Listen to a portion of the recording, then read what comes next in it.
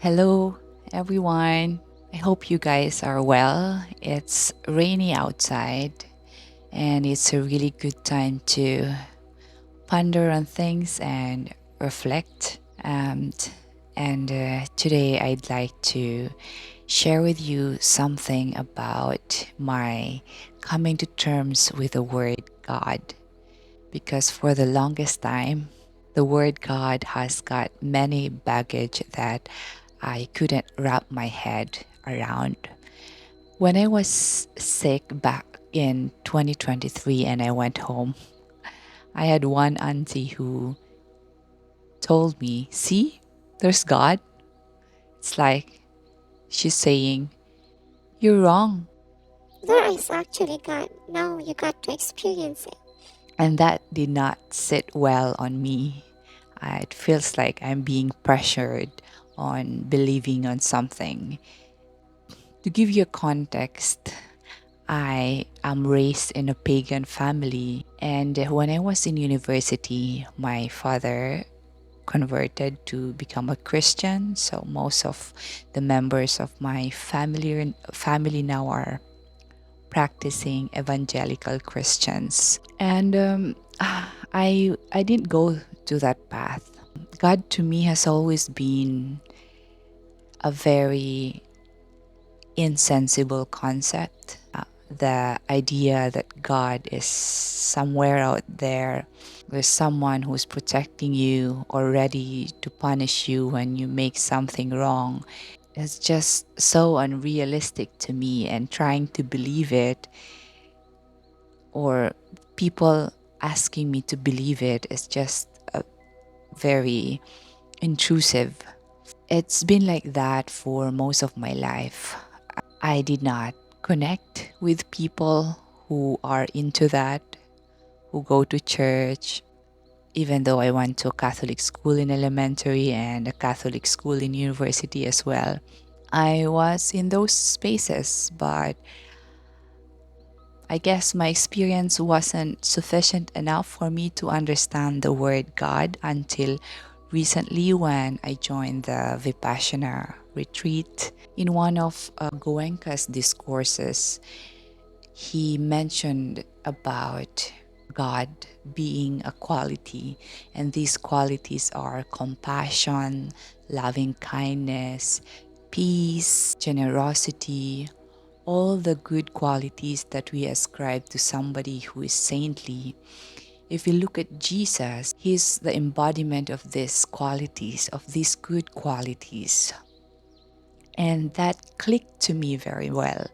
Now, here is a definition of God who is not a person, who is not somebody out there, omnipresent, omnipotent, looking at every move we are doing and ready to punish us when we do something wrong and reward us when we do something that's right.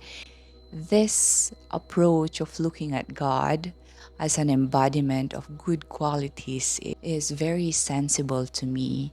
To be able to devote yourself to a particular God or particular saint, you have to embody those. You have to strive to embody the qualities that you have. For example, Ganesh embodies abundance, generosity. He's very giving. He's very happy and things like that. And devoting to a particular saint or particular god does not mean that you go and, prostrate to that god, give offerings and stuff like that. It's embodying those qualities in your daily actions. If you're a devotee of Mother Mary, then you become the caring, the understanding, the good mother that she is.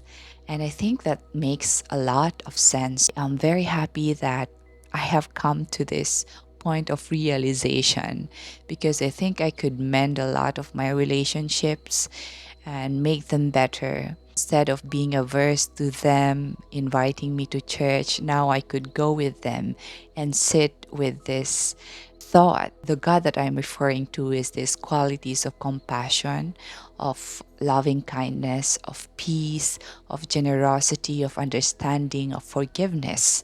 I'd want to be that kind of person. I'd want that godly qualities to be my qualities as well, and I'd want to develop those.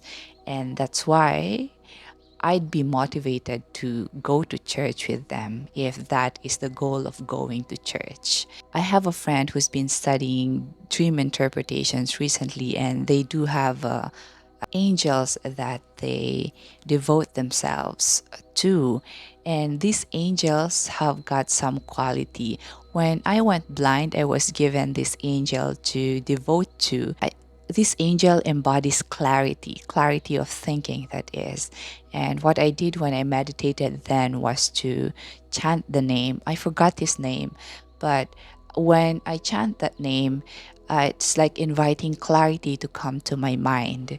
And that is what I'd like to do forwards when I think of God, or when I think of Jesus, or when I think of Buddha or Muhammad, or any saintly person that I encounter, and develop myself towards that godly path, most especially to be able to relate to people who are close to me, or people who I will meet, and not be averse or not be judgmental to their beliefs, rather share something in common.